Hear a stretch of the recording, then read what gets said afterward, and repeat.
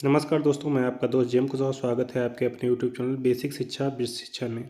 आज हम लोग देखेंगे जैसे कि सिबलिंग इनरोलमेंट वाला जो प्रोसेस है, काफ़ी लोगों का छूटा पड़ा हुआ है। उसमें टीचर्स लोग ये नहीं समझ पा रहे हैं कि करना क्या है।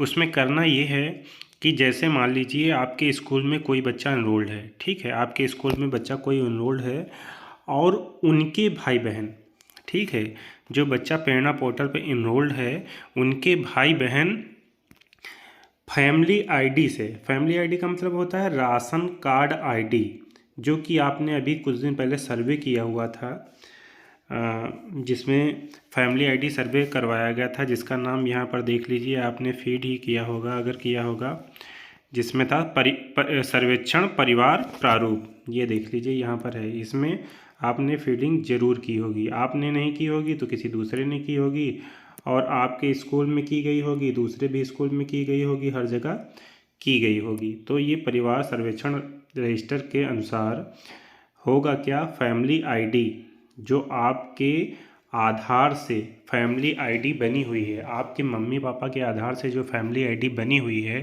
वो फैमिली आईडी उठा लेता है, और आपके राशन कार्ड में जितने भी बच्चे हैं, ठीक है, समझिएगा, राशन कार्ड में जितने भी बच्चे हैं उनको इस प्रेरणा पोर्टल पर उठाकर दिखा दे रहा है कि इतने बच्चे आपके यहाँ इनरोल्ड हैं, जो कि प्रेरणा पोर्टल पर रजिस्ट्रेशन उनका है, पहले से आपने किया हुआ है।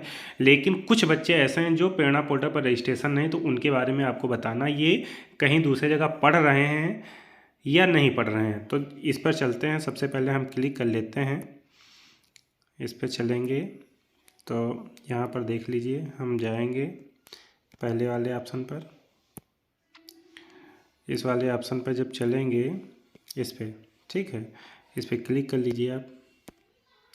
क्लिक करने के बाद में आपके पास कुछ इस तरीके से शो करेगा, जहाँ पर देख लीजिए बच्चों की यूनिक आईडी, ये देख लीजिए, सबसे पहले यूनिक संख्या का परिवार की यूनिक संख्या है ये, ठीक है। तो ये जो ग्रीन से होगा ये ऑलरेडी रजिस्टर्ड हैं बच्चे, ठीक है, इसमें आपको कोई संशोधन नहीं करना है। लेकिन इन बच्चों का जो भाई बहन होगा, जैसे ये दो बच्चे हैं, ग्रीन है, ठीक है, प्रेरणा पोर्टल पर इनरोल्ड हैं, लेकिन जैसे इसका जस्ट नीचे तीसरे नंबर पर दिया हुआ है अश्वनी कुमार, ठीक है, और इसकी परिवार आईडी जो है, परिवार आईडी बहुत ध्यान से देखना, यही समझने लायक चीज़ है। यहाँ पर देख लीजिए, जैसे ये जो है, ये और ये तीनों सेम है। क्यों? तीनों एक ही परिवार के हैं, एक ही राशन कार्ड में इनका नाम दर्ज होगा, एक ही आधार से या मम्मी के आधार से जो राशन बना होगा उसमें ये सब दर्ज होंगे। लेकिन दो बच्चे, जो ऊपर दो बच्चे दिए हुए हैं ये, ठीक है, जो दो ऊपर दिए हुए हैं राहुल और रोहित, ठीक है, राहुल और रोहित जो दो दिए हुए हैं, एक ये है और एक ये है, ये दोनों बच्चे प्रेरणा पोर्टल पर इनरोल्ड हैं, इसलिए यहाँ पे ग्रीन दिखा रहा है। लेकिन ये तीसरा बच्चा प्रेरणा पोर्टल पर इनरोल्ड नहीं है, हो सकता हो किसी प्राइवेट स्कूल में पढ़ता हो जहाँ पर ये प्रेरणा पोर्टल पर रजिस्ट्रेशन ना किया जाता हो, या फिर सरकारी में पढ़ता होगा तो रजिस्ट्रेशन अभी तक नहीं किया गया है। तो अगर उस विद्यालय में रजिस्ट्रेशन किया गया होता तो यहाँ पर ये शो नहीं कर रहा होता। लेकिन आपको इसको करना है तो यहाँ पर जाइए, इस तरीके से आगे बढ़ाइएगा, इसकी डिटेल आपको भरनी है। जैसे यहाँ पर हाँ और ना में जवाब देना है, ये देख लीजिए, यहाँ पर है इसके बारे में बताना है कि बच्चा कहीं पर क्या छात्र छात्रा किसी प्राइवेट स्कूल या सरकारी स्कूल में नामांकित है। तो यहाँ पर नामांकित यदि है तो हाँ पर क्लिक कर देंगे, ठीक है। उसके बाद में यहाँ पर आगे है उत्तर प्रदेश में है तो उत्तर प्रदेश डाल देंगे। फिर आगे यहाँ पे जाना है, देख लीजिए, विद्यालय का यूडाइस प्लस कोड जो है, विद्यालय का जो कोड है, कोड को हम यहाँ पर डालेंगे, ठीक है, कोड को यहाँ पर डालेंगे।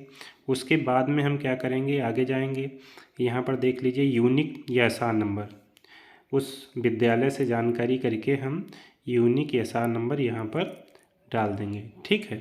इसके बाद में आगे क्या करना है, आगे और देख लीजिए, आगे सेव बटन है, लास्ट में आपको इतनी डिटेल डाल के इसको सेव करवा देना है, ठीक है, इतनी डिटेल डालनी और सेव करवा देना, सेव बटन पे क्लिक कर देना। बाई चांस मान लीजिए ये बच्चा जो है कहीं, जैसे ये लिखा है किसी भी नामांकित नहीं है, नहीं का मतलब कहीं पढ़ ही नहीं रहा है, तो यहाँ पर नहीं पर आप क्लिक करेंगे। जैसे ही नहीं पर क्लिक करेंगे तो आगे देख लीजिए ऑप्शन ये आ गया, क्या छात्रा, ये वाला, ठीक है, इसको समझिएगा।